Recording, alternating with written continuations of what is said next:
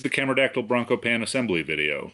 It takes me about 6 to 8 hours to assemble one of these cameras, and it probably took about 12 hours to film the assembly while I assembled this very camera.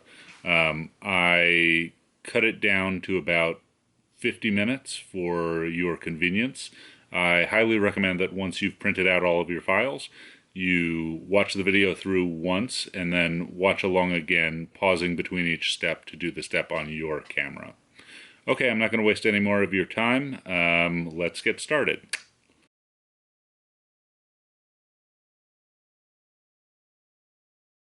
Okay, now that you've printed all of your Cameradactyl Brancopan pieces, you're ready to put it together. First, you'll need a few tools.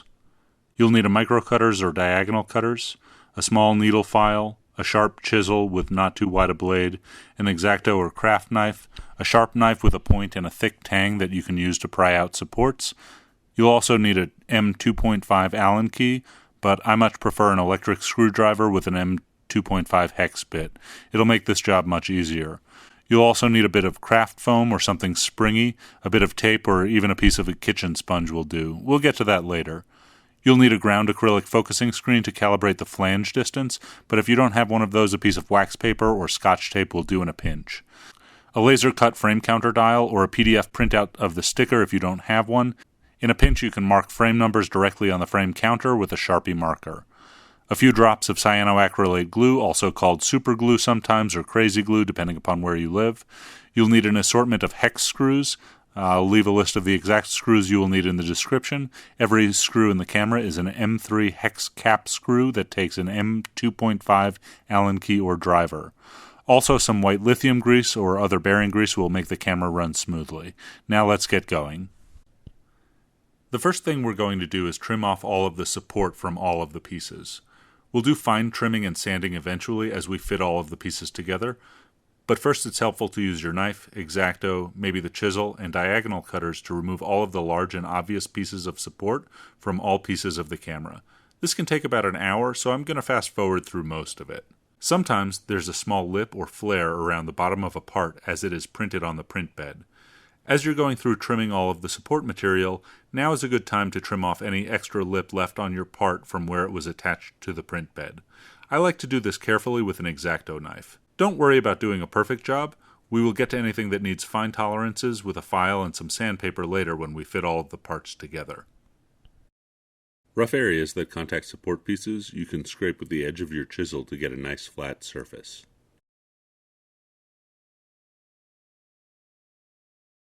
Whoa, whoa, whoa, whoa, whoa. Boo, boo, boo, doo, boo, boo, doo, boo, boo, boo, woo, woo, woo, woo.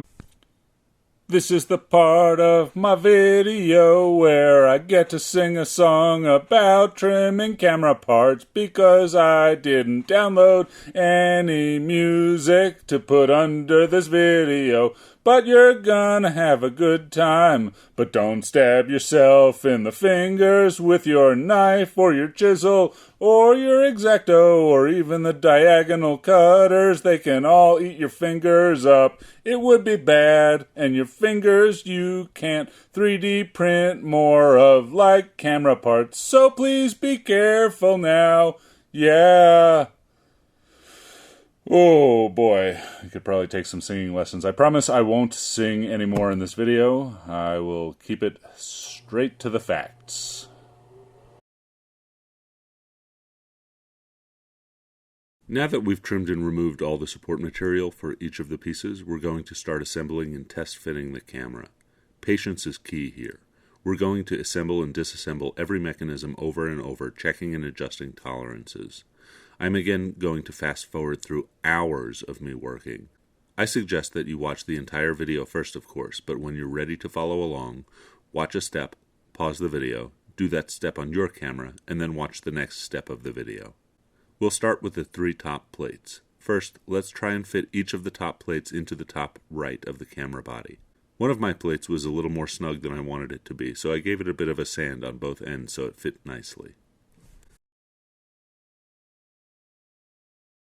Once the 3 top plates fit nicely together, we can remove them and set them aside. Next, find the oval-shaped piece, B6, and make sure that it fits into the lower cutout of the camera body, right over where the take-up spool would go. Trim anything that prevents it from fitting into this cutout. It should fit nice and snugly. Make sure that the notch on the rounded edge is at the top of the part where you fit it into place, so that it aligns with the light trap on the back of the body.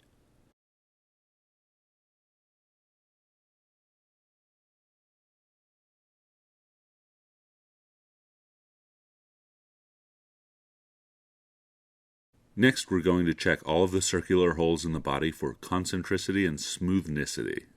Now it's time to remove any stubborn support material that might be stuck to a side of one of the holes. Sometimes you might need to flex your exacto knife a bit to get something. If you do, I would strongly recommend wearing safety glasses.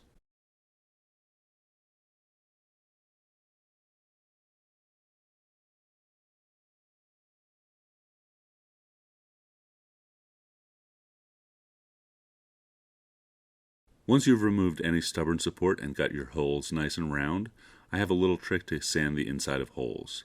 I like to tape a strip of sandpaper around the end of a pen so that I can sand the inside of a hole that it's hard to get at. It's a little tedious, but with some patience you can get smooth round pivot holes.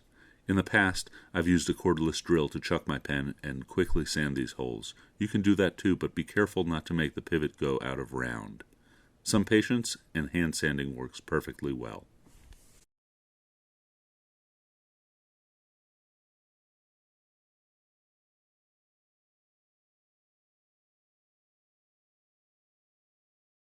The next piece that we want to fit is the bottom cup for the film take-up spool. This is part W15. It will fit in the bottom right hole of the film chamber. This cup should be able to spin freely in the bottom of the camera.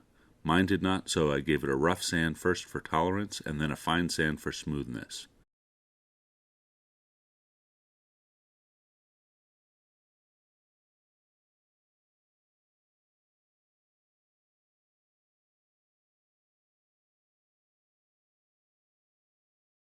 Once it spins freely in its hole, we're ready to move on to the next piece. Next comes the film take-up spool. The bottom of the spool should fit into the cup that we worked on in the last step and again spin freely. If it does not, first give it a rough sand at the end where it enters the cup and then a fine sand for smoothness until you can spin one in the other.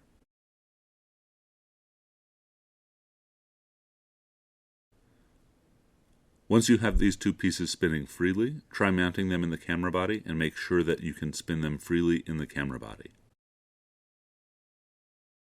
Check that the top of the film take-up spindle is recessed slightly lower than the flange surrounding it. If it is not, you can trim or sand the end of the take-up spool where it enters the cup so that it's about 0.5 millimeter lower than the surrounding flange at the top of the take-up spool.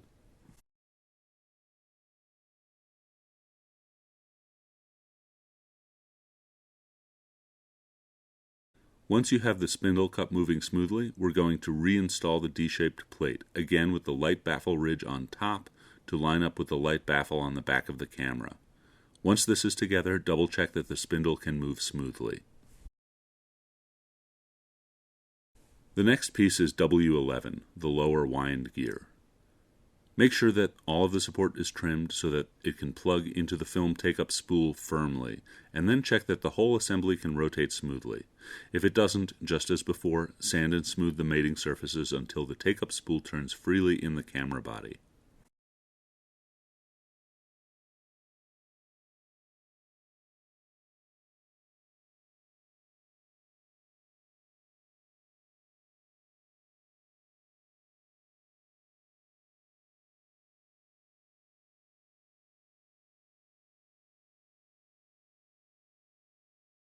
The next step is to assemble and fit the rewind transfer clutch. This consists of parts W13, a bearing cup, W10, a large flat gear, and W9, a small gear with a spindle. The first thing to do is to make sure that the large flat gear will fit over the hexagonal key on the spindle and sit flat. Note that the large flat gear, W10, has a top and bottom. The teeth are chamfered on one side of the gear so that it can more easily slip into place when the entire shaft is slid into place during operation. The chamfers will face down in the camera or away from the side of the shaft that is attached to the small gear. Make sure that the bearing cup fits into its hole in the body and is nice and smooth. Sand if necessary. Then make sure that the end of the shaft fits into the bearing cup. Sand the end of the shaft and the inside of the cup if necessary. These should spin freely. Once the bearing cup and shaft move smoothly in the body and each other, remove the bearing cup and carefully glue the large gear W10 onto the shaft W9. Make sure that the chamfer side of the teeth are facing away from the small gear and that the large gear is seated firmly and squarely on the shaft. Cyanoacrylate, which is super glue or crazy glue depending upon where you are, is great for this. Once that is done, press firmly and set aside to cure. The next thing to do is take the mainline gear, which is W4, and fit its lower bearing cup, which is W8, into its bottom. Trim if needed. The cup should sit nice and firmly in its hexagonal plug and sit nice and flat and level with the gear. Once these are fitted, pry them apart gently, apply a bit of cyanoacrylate glue to the main wind gear, and plug them back together firmly. Set these aside to cure. At this point, we can fit the lower plate B3 and the middle plate B4 back into the body. Once the wind transfer clutch gear set is done curing, we can put this bearing cup back into the body and slide the gear set back into place to make sure that it spins freely while engaging with the lower wind gear on the top of the film take-up spool. Then, just make sure that the upper wind clutch shaft, W7, fits into the top of the wind clutch gear assembly. If it needs any trimming, do so now. Now we're going to want to check two things. One, does the upper wind clutch shaft, W7, fit into the rewind collar, which is W12, and rotate smoothly? And two, does the rewind collar screw smoothly into its hole in the top body plate, which is B5? You'll probably need to sand and trim all mating surfaces here. You want the rewind collar to move snugly in the top of the body plate, and the upper wind clutch shaft to move freely inside the rewind collar. Take a minute to sand and trim these pieces to tolerance. Depending upon your print, you may need to use a razor to trim the overhanging part of the female thread on the rewind collar and a piece of sandpaper to trim the male thread on the body plate.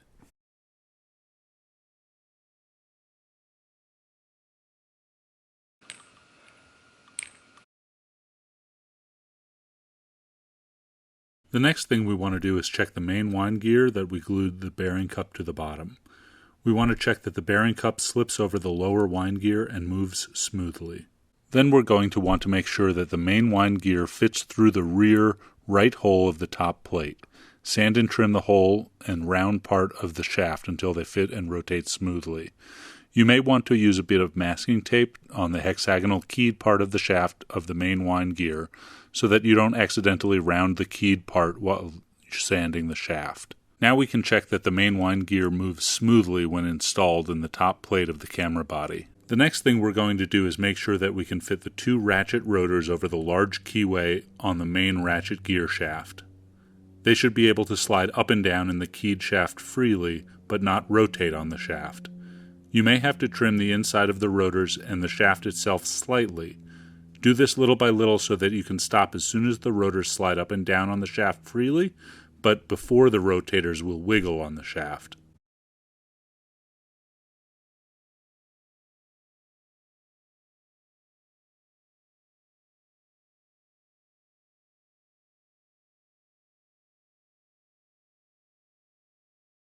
When you trim the shaft, you want to make sure that you have nice sharp corners. Just remove the ridges and bumps from the print lines, creating a smooth surface for the rotators to slide on. Once you have the two rotors able to slide onto the shaft together and be able to slide up and down freely, you can insert the main wind gear into the top plate and drop the ratchet rotors into place on the shaft. Note that the rotors are not the same. One will catch with the bottom ratchet gear on the top plate, and the other will catch on the wind lever, but not vice versa. You can apply a little pressure to the top of the ratchet rotor once it's in position, and check that the main wind gear will now only rotate in one direction. Once you've got this together, the next part is a little tricky. It's going to require some careful gluing. You're going to want to glue the two ratchet rotors together, but their hexagonal keyways must be aligned perfectly. We're going to use the shaft of the main wind gear to align them, but also want to make sure that we don't use too much glue and that we glue the rotors to the shaft itself. Place one rotor on the shaft facing down, with its flat side up, and place a small ring of cyanoacrylate glue in a ring around the flat part of the rotor, about halfway between the inner and outer diameter of the part. Then, quickly slide the other rotor down over the shaft so that it's aligned with the first rotor. Press them together so that they stick, and quickly remove the glued pair from the shaft. Once the pair is off the shaft, press them firmly and let them set separate from the shaft so that they cannot stick. Clean any excess glue from the wind gear shaft if you accidentally get glue on it. The most important part to be aligned is the center hexagonal keyway. I wouldn't worry too much about the alignment of the outer part of the rotors.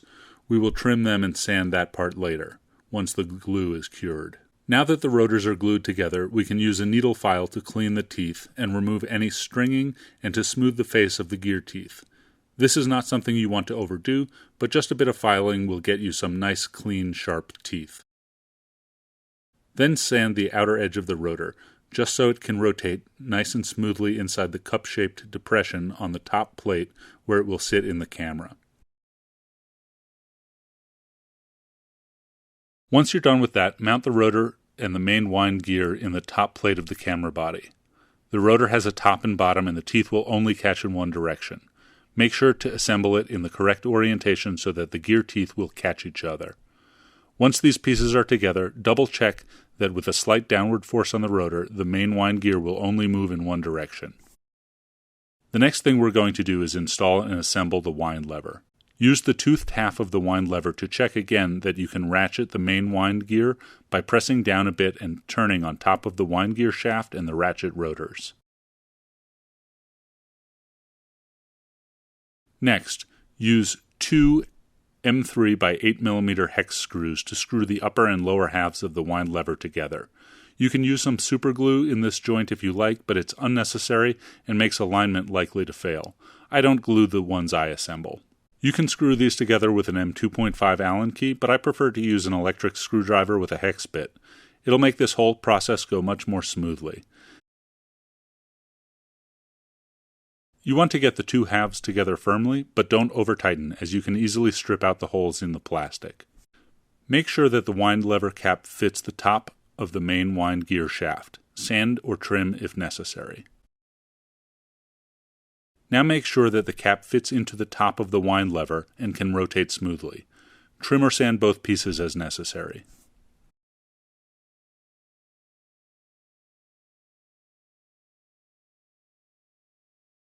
Once you've done that, assemble the main wind gear and shaft, the top plate of the camera, the ratchet rotor, the wind lever, and the wind assembly cap, and check that with a slight downward pressure on the cap, you can use the wind lever to ratchet the main wind gear in one direction, and not the other.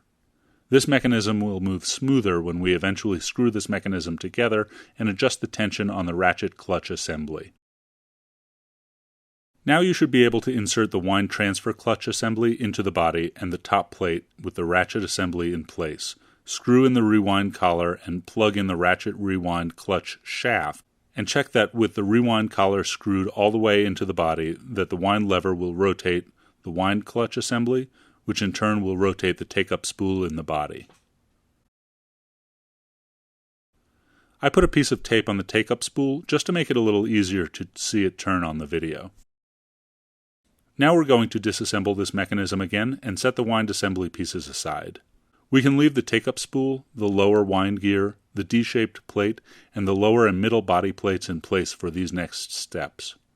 Now we're going to work on the film spacing and counter mechanism. I've made a little bit of an exploded view of this mechanism. We've got the main sprocket shaft with a gear on top and a notched catch. Each time the film advances one frame, the main shaft will rotate a full turn, and the frame spacing catch lever will catch in the notch in the disc at the top of the shaft. On the shaft we have a sprocket wheel, a spacer, another sprocket wheel, and a rotating end cap. On top, interacting with the gear at the top of the sprocket shaft, we have a frame counter gear and a frame counter itself. The first thing I want to do is just make sure that all of these pieces fit together before we try and fit them into the body. Once we trim each of these parts so that they fit together, we're going to do the same thing that we did for the wind mechanism. Assemble one piece at a time and make sure that they all rotate and mesh smoothly, one by one until the entire assembly works together freely and smoothly. First, place the bottom cap in its hole in the bottom of the camera and make sure that it can rotate freely. Trim and sand as necessary until you can spin the cap in its circular depression at the bottom of the body. Once the cup rotates freely, you can remove the plates from the top of the body and insert the sprocket shaft into the cup. You should be able to spin this in place. If you can't spin it or it hangs at one point, you'll need to do some more sanding until everything is smooth and round. The next thing to do is add the lower body plate and check to see if the shaft still spins freely. Mine did not, so I know that the bottom plate needs a bit of trimming and sanding in the sprocket shaft hole. I sand the shaft just a bit to make sure it's nice and smooth and doesn't have any seams. Then I trim the bottom plate as necessary. Take care to only sand the round portion of the upper shaft and not the lower hexagonal keyed section. I repeat this process exactly for the middle plate until the shaft spins freely in the bottom cup, the body hole, the lower and middle body plate. Once this assembly spins smoothly, I'm going to just smooth and sand the top and bottom of each of the sprocket wheels.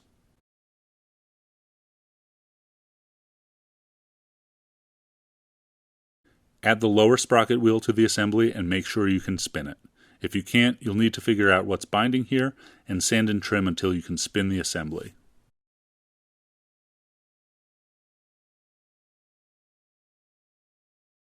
Repeat this process, adding first the spacer drum and then the upper sprocket wheel.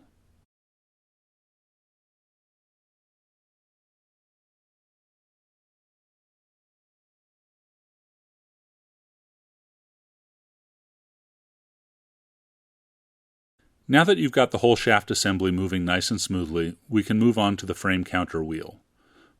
Pull the shaft up slightly, seat the film counter gear, and then drop the shaft so that the two gear teeth mesh. Check to see if the shaft assembly and the counter gear spins smoothly.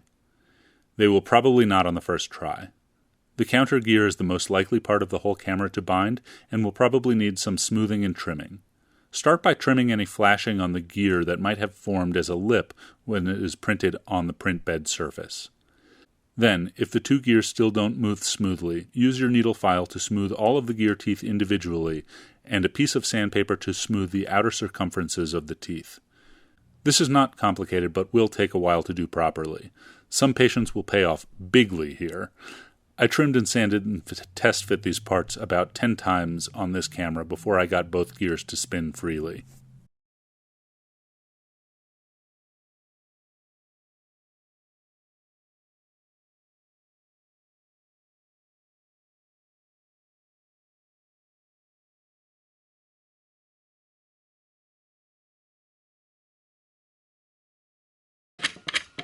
Make sure everything can rotate real nice. Now that you've got the counter gear moving smoothly, the next step is to fit the top plate and make sure that the mechanism is still moving smoothly. Mine did not, and just needed a little bit more residual support material trimmed off the bottom of the top plate and sanded before the mechanism would spin freely.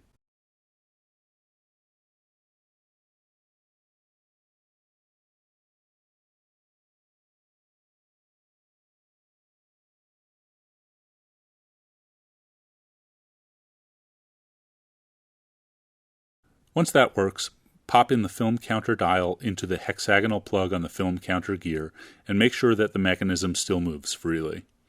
If not, you need to sand or trim the film counter dial's lower shaft and the hole that it passes through in the top body plate. Once all that moves freely, the next piece to add is the frame spacing catch lever. First, trim and sand the edge of the little hook at the end of the lever so that it will slide smoothly along the disc at the top of the sprocket shaft, even with a bit of spring pressure between the two parts. You may also want to trim or sand the very bottom of the hook so that it doesn't contact or catch the gear teeth on the sprocket shaft. Next, trim the inside of the hole through the catch lever so that it can rotate on an M3 screw without too much tension. It shouldn't wobble in the screw, but it should be able to rotate with a minimum of effort. I like to just scrape this hole out with the tip of my exacto knife from both sides, and then screw a screw through the hole until it bottoms out, and keep going in order to strip out any plastic that's forming screw threads inside the hole. Smooth and sand the top and bottom of the catch lever so that it can slide easily inside the body as it rotates. Now screw an M3 by 18mm screw into the pivot hole in the top plate until it's just about 0.5 millimeter through the top plate, just to give the catch lever some space to pivot inside the body. Then place this on top of the catch lever and continue to turn the screw until it's almost all the way through the catch lever, but not coming through the bottom. Now place the top plate back onto the camera body and make sure that the sprocket and counter assembly can rotate smoothly, even with a little pressure on the spacing latch, pressing against the top disc of the sprocket shaft. Sand or smooth if necessary. Now quickly test the top cold shoe plate, making sure that nothing binds the mechanism when you push down on the plate. We'll install a pen spring to tension the latching lever against the top disc of the sprocket shaft later, but for now you can push just a tiny bit while testing the mechanism. Now let's move on to the rewind knob. To assemble the rewind knob, we're going to need a lower fork and an upper knob. First, make sure that there's no residual support material on the rewind knob hole inside the left part of the body. Then smooth the hole with coarse and fine sandpaper to make sure that the rewind fork can spin smoothly in its hole.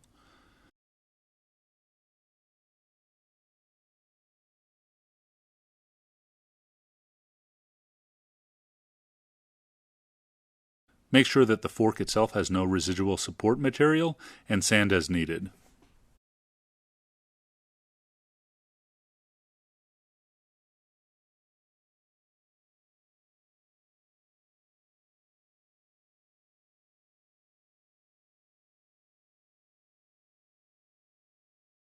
Now plug the rewind knob into the top of the fork through the hole in the body, and make sure that the whole assembly can spin freely in the body.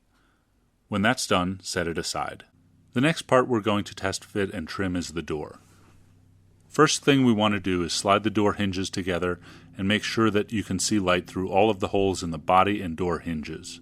If you cannot, you may need to check alignment or push some of the support material out of one of the holes using a screw. Once the door is in place, close it and make sure that the door fits nicely in the back of the camera body, and the door latch hooks slide over the end of the body on the left-hand side.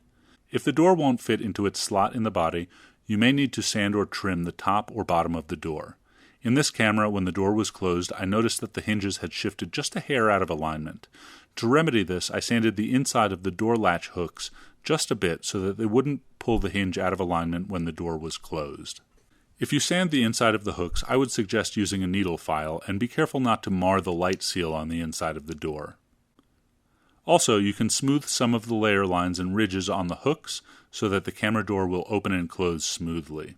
Sand the left side of the body on the surface where the door latch hooks slide, just to smooth the surface and help them slide smoothly into place when locking or unlocking the door.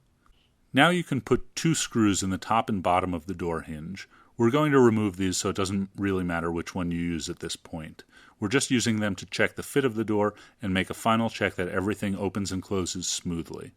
The door should fit nice and snugly, and if it does, you do not need any foam light seals to keep the back light tight. Remove the door when you are done with this step. Next, we're going to check the film gate to make sure that it fits into the body and it doesn't bind with the sprocket spacing mechanism. Sand any surfaces that bind, or as needed to smoothly fit the film gate into the back of the body. Now we're ready to start the final assembly of the camera. The first thing I'm going to do from here is totally disassemble the camera and lay out the pieces into mechanism groups.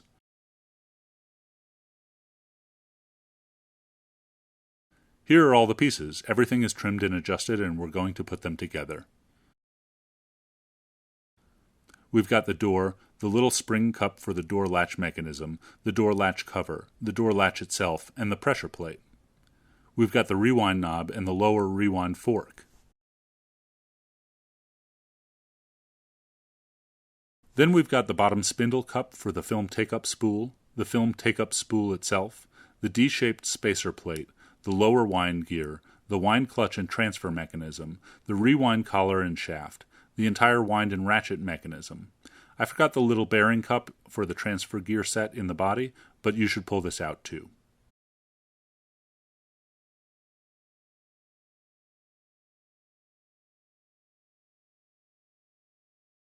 Then for the spacing and transfer mechanism. I've got the lower shaft bearing cup, the lower sprocket wheel, the center spacer drum, the upper sprocket wheel, the shaft and upper gear, and then the counter gear and the film counter dial.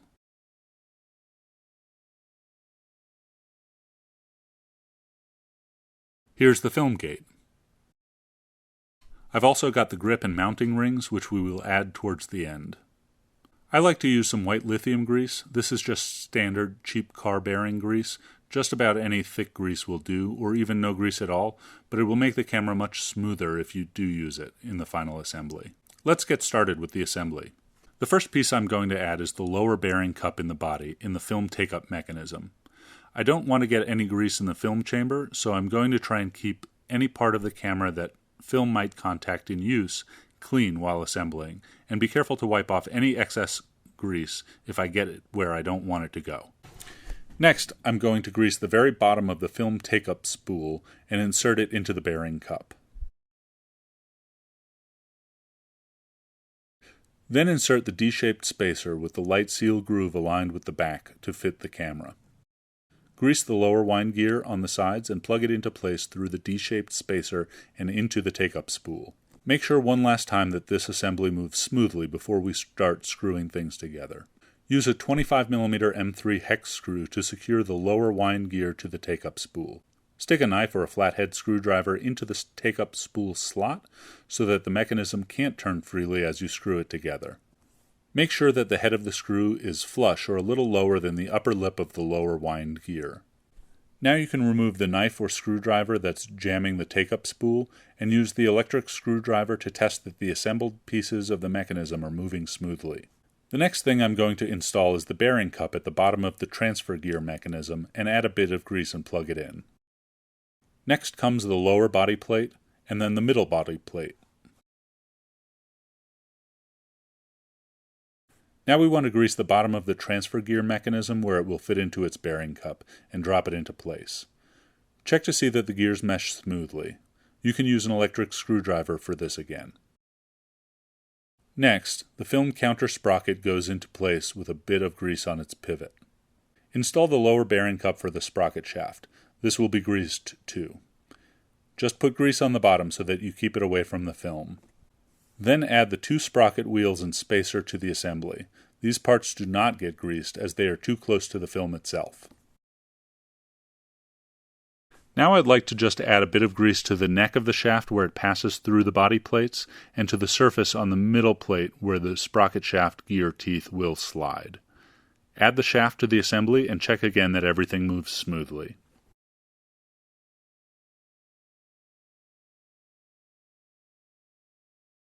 Our next step is to add a bit of grease to the bearing cup on the bottom of the main wind gear and seat it on the top of the lower wind gear.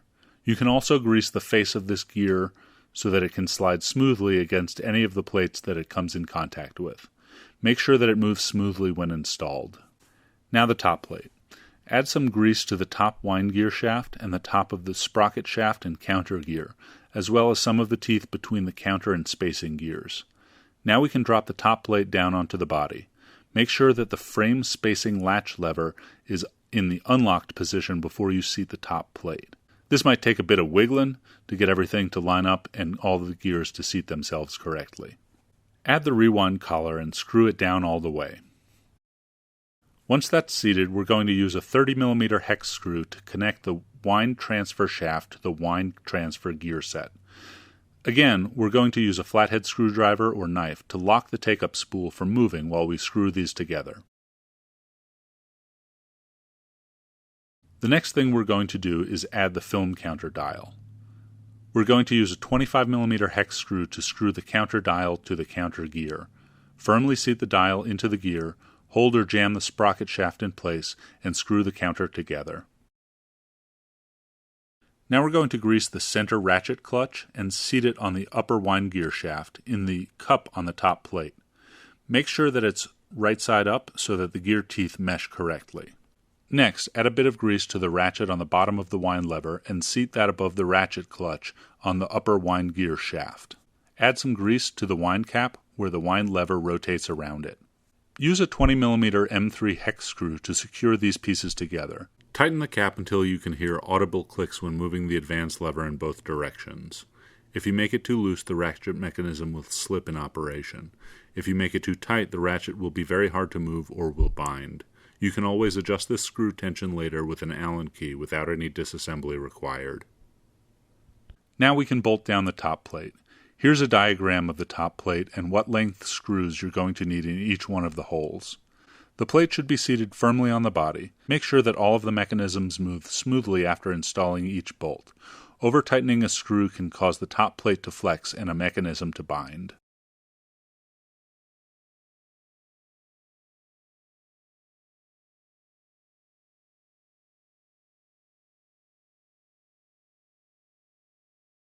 Now it's time to destroy a pen. Remove the spring from a clicky pen. Some pens have longer springs than others. You might have to cut yours. I use a diagonal cutters to do this so that the spring is long enough to force the film spacing latch lever to ride on the top of the disc of the sprocket shaft and catch each rotation in its notch, but not long enough that the spring forces the two together so much that the mechanism will bind. Press the latch lever against the sprocket shaft and rotate so that the lever enters the catch position in its little notch, and then cut the spring just a bit longer than it needs to be to fit it into the recess in the top plate, pushing against the back of the latch lever. Now, careful not to shoot the spring across the room and lose it. You can check that the spring pushes the latch lever as you turn the sprocket wheels in the back of the camera so that it will catch during every rotation. Once this mechanism is adjusted, we can install the cold shoe plate.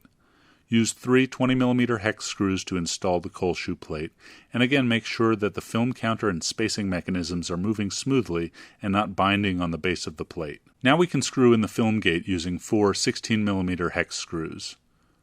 Once that's in, once again, check to make sure that the counter and the spacing mechanisms have not bound. Next, let's add the rewind knob and lower rewind fork with a 25mm M3 hex screw. You want to make sure that the two are pushed together tightly through the body, but not so much that they will bind. You might want to stick a screwdriver or a knife in the rewind fork so that it can't turn while you screw the rewind knob in from the top. Now let's install the door. Use 2 45mm M3 hex screws to mount the door on its hinge. Place the door into the hinge and make sure you can see light through all of the hinge holes, and screw each screw in from either side. Screw until each screw bottoms out on the shoulder of the head, and then back them out one turn so that the door won't bind the hinge screws. Make sure that the door closes. Depending upon the quality of your print, you may want to sand or file the bottom side of the door latch so that it will slide smoothly when in place. Put a pen spring into the small spring cup, depress the spring, and insert the end of the door latch into the pocket above the spring. Check to make sure that the door latch interlocks with the door lock hooks smoothly, and sand or file any loose bits that might get in the way. Double check the locking mechanism and spring, and then check to see that the door closes and locks, as well as unlocks when the lock button is depressed. Once you have the latch in place, add the door latch cover and screw it into place with 4 14mm screws. Now that the door is on, we're going to mount the grip. I like to sand the body and plates together at this point so that they're nice and smooth and flat before I mount the grip.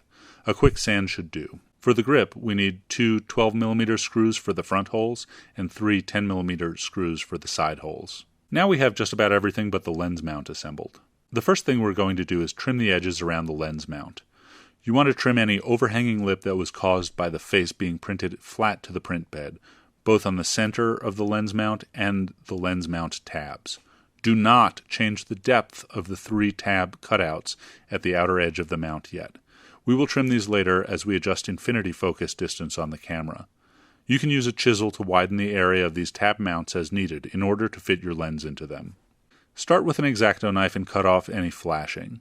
Test fit a lens, and if needed, use the side or edge of a chisel to scrape the inner edge of the hole.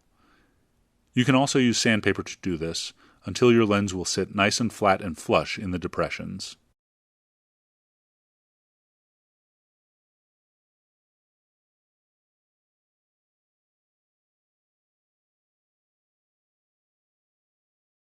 Once the lens is mountable and the tabs push nicely into the 3 cutouts at the edge of the mount, let's move on to the mounting ring itself.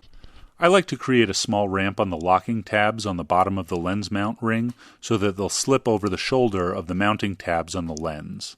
This is hard to do in the original design files and still have a clean print, but it's relatively easy to do by scraping just a bit with a chisel held perpendicular to the mounting ring, and then clean it up with some fine sandpaper. You only need to do this on one side of each tab that will engage with the lens mounting tabs while the mount is being locked, not unlocked. Now check to make sure that the inner and outer mount rings move smoothly. If they don't, you can clean and scrape the mating surfaces at the inner and outer edges of these 2 rings. The next thing you'll want to do is clean the holes on the inner mount ring so that the mount ring screws will not catch their threads, but can slide through the holes. I like to first use the tip of an exacto knife to clean them out on both sides, then drive screws into the holes until they bottom out, and keep going using the screws as drills to remove any threading developed in the holes in the plastic. Now drive 3 20mm screws all the way through the inner ring. Make sure that with the 3 screws installed, the inner and outer mount rings can still rotate smoothly. Trim and sand the slots in the outer ring if necessary. Now screw the 3 mount screws into the face of the camera. Alternating between screws, bring the mount close to the body without flexing it a ton each time, just like you would tighten lug nuts on a car wheel. Don't screw the mount all the way to the body. Leave a little gap between the mount and the body. Push your lens firmly into the body by the helix. Pull up on the outer mount ring and rotate to lock the lens down. Now gently tighten each one of the screws in the lens mount just until the lens won't wiggle in the mount.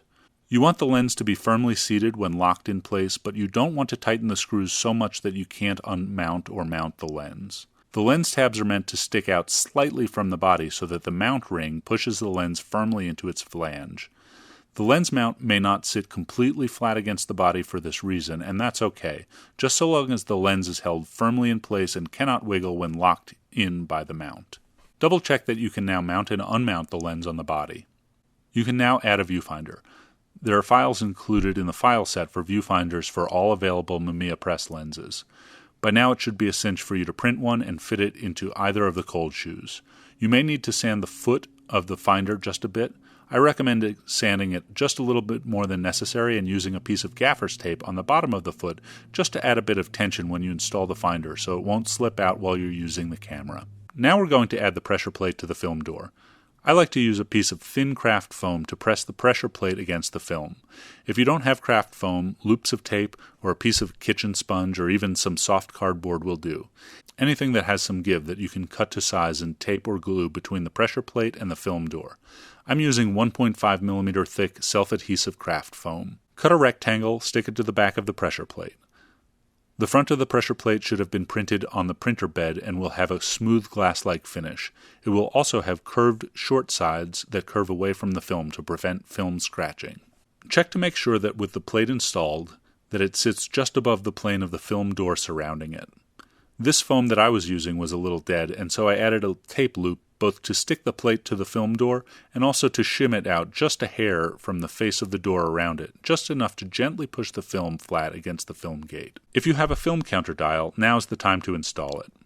The first thing you want to do is roll the sprocket wheel until the latch lever catches and stops them from moving.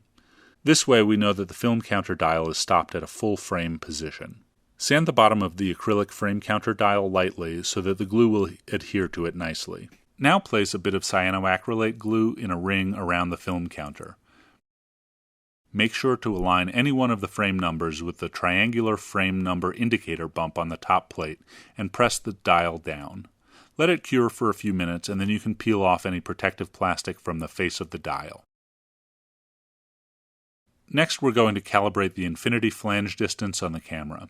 This will ensure that the focus scale on the lens matches how your lens will focus on the camera body. First, mount any Mamiya Press lens on the body, focus the lens to infinity on the focusing scale, open the aperture all the way, and set the shutter on B. Fire the shutter. There should be a little lever that you can use to hold the shutter trigger down and hold the lens open. Now we should be able to see through the lens from the back of the body with the door open. Now is a good time to get out your ground acrylic focusing screen available for purchase at Cameradactyl.com to check the focus. It's a good tool, but if you don't have one, you can make one with a piece of scotch tape, tape a piece of wax paper taut across the film gate, or even use a piece of paper soaked in pizza grease. I wouldn't recommend it, but it'll do. I'm using a calibration tool for a homunculus medium format camera in this video. I place it on the film gate right where the film would sit during an exposure. You can tape this down, which might free up a finger or two. Grab a loop or an old camera lens or magnifying glass and throw a jacket over your head. Now you can point the camera at the farthest thing you can see. I like to use Sandia Peak, which is about 10 miles away and a mile above my workshop, but on the day that I filmed this, the mountain was hidden by clouds, an unfortunate and rare occurrence in the high desert. I used a tree about half a mile away. If the image is out of focus, first try focusing closer by turning the focusing ring on the lens to make sure that it doesn't come more into focus. It shouldn't happen. If it does, you have a serious error in the Z-step calibration of your printer. The design files are meant to be just a little bit thicker than necessary in this dimension, and we printed the body with 6 solid bottom layers so that you can scrape away a very tiny bit of material from the bottom of each of the 3 lens mount tab depressions in the camera body by holding your chisel perpendicular, pressing firmly, and pulling it along the cutout. I find that I can remove about 0.05 millimeters at a time like this, which is more than accurate enough to achieve perfect infinity flange distance. I will first try it in focus, and if I don't hit focus on the first time, which is rare, I will unmount the lens and scrape each of the lens mount tab depressions a few times, remount the lens, and check again. This process may take some time and patience. I would recommend doing this slowly and patiently. It's easy to remove material, but a real pain to add more material to the mount. It might take between 4 and 10 tries, scraping the mount, mounting the lens, checking the focus, and repeating, before the focus is perfectly calibrated.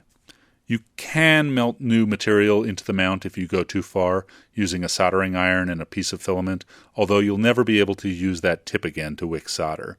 I have done this successfully in the past on prototypes, but if I go too far on a camera that I'm building for a customer, I will just toss the body and start over. It's good enough for me, but not good enough to put my name on. The point is, take your time during this step. It's one of the very last steps, and it's a very important one.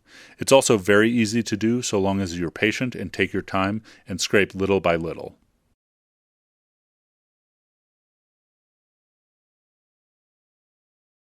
The last thing I would do before using this camera is to fine sand the lip of the film gate at both sides, where the film enters the gate from the film can and where it enters the take-up compartment. In my first working prototype, I had a bunch of scratches from where this surface wasn't smooth enough. I spent a few minutes sanding the camera, and now it works fine. Use a 200 grit or higher sandpaper here, and sand just a bit and feel with your finger across the film gate to make sure that there's no little bumps or stray pieces of plastic sticking out that might scratch the film. Now you should be ready to shoot with the camera. Congratulations! In the next video, I'll go over some of the basics on how to load and advance and rewind the film, how to use the finders, how to scale focus, and use Mamiya press lenses. I hope that you've enjoyed the long and intricate process of building a Brancopan, and I can't wait to see some of the pictures of your camera build. Thanks a lot. Like and subscribe! Ring that like button! Yeah, it's Chad!